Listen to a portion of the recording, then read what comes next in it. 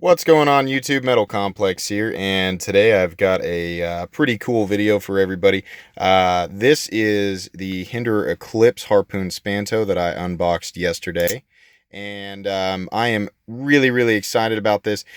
So for those of you who didn't watch the video yesterday or who have not watched some of my other videos, yesterday I said traded. I actually sold my old Harpoon Spanto XM18, and I really missed it. It's truthfully my favorite blade shape in his entire lineup, and I saw that he had released it for his Gen 2 Eclipse models, and I'd never owned an Eclipse, and I just wanted it back, so I thought, hey, let's kill two birds with one stone and get an Eclipse, and I am infinitely happy with my decision. This is an excellent folding knife. This is probably going to be kind of a long video. I don't know yet, but I'm going to imagine I've got a lot to say about it, so here we go. Let's talk about the specs here. We have an 8.25 inch knife overall.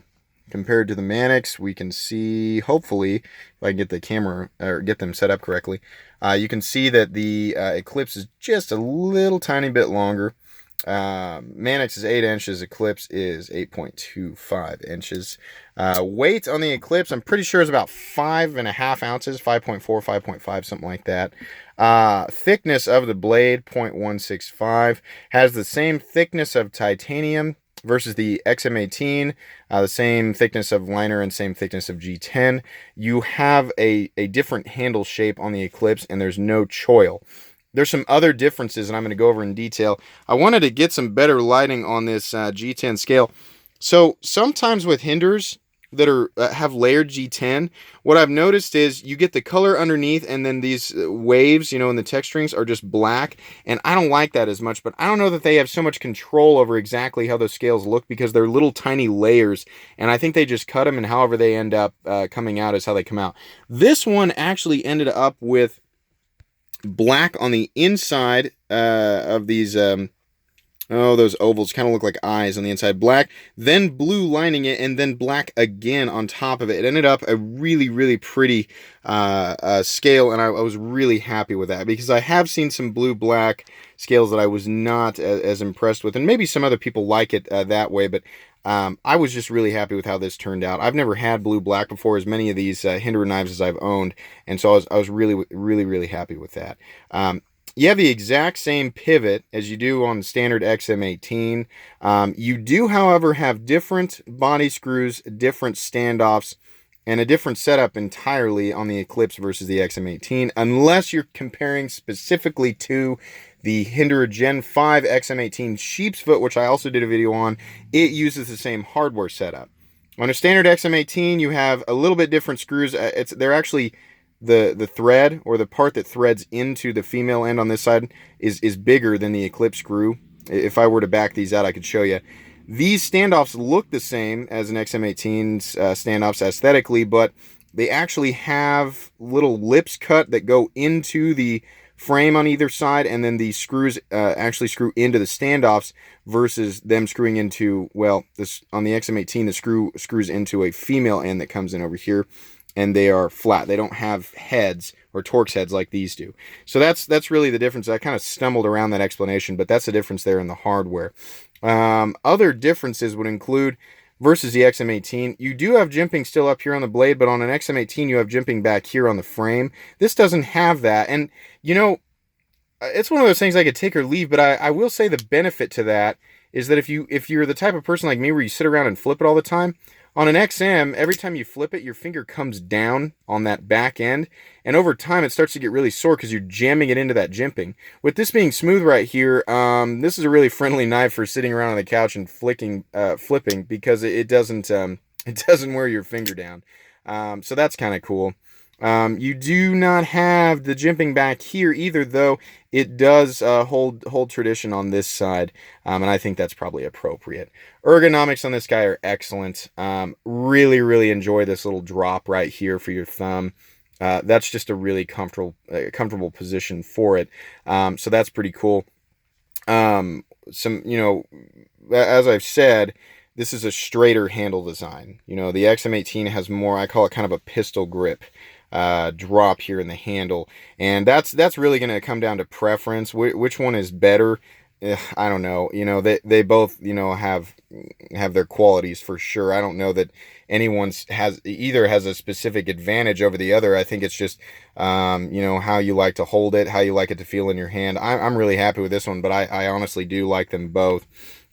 These Eclipses do not yet have the lock bar insert, but let me tell you, as long as I've owned some of my Hinderers and as many as I've owned, I've never had a problem with the lock bar. They always tend to stay about right where they were when I get them, and no matter how many times I flip them. Some of my Hinderers I've flipped thousands of times, and they just don't move. The only time they're going to move is if you're being stupid and pushing. Some people like to test this, and they like to push in on it and see if it'll move over. It's gonna move over if you do that. The other time it's gonna move over is if you're bearing down really hard on the knife and you're squeezing really hard. You can push that over. Does that change the knife's functionality? No, it doesn't. It's gonna make the lock face interaction with the blade tang more in terms of what percent it's contacting with. But unless you're intentionally trying to damage that lock face, it's not going to affect it. If you're just sitting there flipping this open and closed and using it as a light EDC, that lock bar is not going to move, whether it's got an insert or not. To my knowledge, they do carbonize those lock faces, which does increase the amount of time that it takes for it to wear over anyway. So, in my opinion, that these in their base form from Hinderer, they'll last 100 years. I mean, that's my thought on that. I've seen some very old Hinderers that still have early lockup like this one. This one looks to be locking up at like 20 to 25%, which is great. That's about how I like it. Some other things that are different. You still have, of course, the sandwich between the lock face and these lugs back here that house into the frame. But you also have this shouldered part right here that I believe does actually contact that stop pin. I know that the stop pin does stop the blade in this position underneath the flipper tab, but if you watch here, it looks to shoulder around that stop pin too. So I think there's actually 2 points of contact to stop the blade in the lock position, and that's pretty cool. It might be overkill, but it's definitely cool. Not hurting anything if it's not, but that's pretty nice. I enjoy that. You still have the exact same pocket clip as you would on an XM18, and the same filler tab here, so you can swap those back and forth or switch them out for other cool Hinderer bling that's available. So that's pretty neat. These hold true to that modular nature. You can swap out the hardware and blah blah blah. Here's why I really like this one. Not only is the blade shape the Harpoon Spanto, and it's also to my knowledge that they're not going to do very many of these before they make some sort of change, upgrade them with the lock bar insert. I imagine down the road they'll do more blade shapes. But as it stands right now, you have Gen 1, which was a Tanto. Then you have Gen 2, that kind of dropping clip point blade that they do. It's like a variation of Bowie, and also the Tanto. And then now they're doing these. I believe the clip point blades are only in S35VN. The original Tantos were only in S35VN. I could be wrong. And the new Tantos and the new Harpoon Spantos are in 20CV. Again, for any of you who've been watching my channel, you know that I'll always opt for 20CV if I can get it. I don't dislike S35VN, but geez, in my mind, CPM 20CV is a more premium steel than S35. And again, you can make arguments against that. I don't want to go there. But you're paying $425 for an Eclipse in 20CV and $425 for an Eclipse with a different blade shape in S35VN. I'm going to offer 20CV. The fact that I can get it in the Harpoon Spanto is just a bonus to me. So, I mean, gosh, I don't have anything to complain about here. As much as I love forward choils, I understand them doing a production variant where they don't have the choil. Yeah, there are some XM18s out there that are choilless. I want to say they're DLT trading exclusives. They've done like the M390 Spanto with no choil. They've done, right now I think you can get a slicer no choil, stuff like that. It would be nice to see a variant of this that does have a choil. This one doesn't, and it's kind of got like a quarter choil. So you actually end up with like a 3.25 inch cutting edge or a maybe it's more than that. Maybe it's like 3.35 or 3.4 inch cutting edge. You got a little more cutting edge, but they leave a pretty significant spot out here. And I don't know if that's a sharpening choil or what that is. But you can't really you can kind of get your finger in there, not really. I mean, arguments can be made. Would you rather have more cutting edge or would you rather have less cutting edge in a choil? I don't know. That really matters. If you're really doing a lot of delicate work, you might want that choil, but this isn't so much of a delicate knife. So whether or not you want that is entirely up to you. If you like more of a straight handle look, this might be the one for you. I would, there's something very pleasing about this, and it might just be the novelty of having a variant of Hinderer that I haven't owned before. But if you haven't owned the Eklipse, I can tell you, if you're like me and you've owned a bunch of XM18s, or maybe you've just owned one, I think you're going to like this, definitely. There's some other, first off, let's talk about Hinderer's new action. I've owned enough very new models here just recently. I mean, I've had 3 more Hinderers here very recently, and all of them have this new feeling quality detent where you've got a much heavier detent and an incredible flipping action that does not seem to care, the knife itself, whether you're push buttoning it or if you're if you're light switching it. That was a bad example, but you can actually flip it like a giving bad examples. You actually can light switch it now. So you can do either one. But this detent is plenty good now to do it one way or the other. And you still end up with that nice, smooth deal there. But you can see that's fully possible now, despite my bad flips. So excellent. Here's another little teeny tiny thing that I noticed, or I thought I noticed in the pictures of the knife before I actually received it.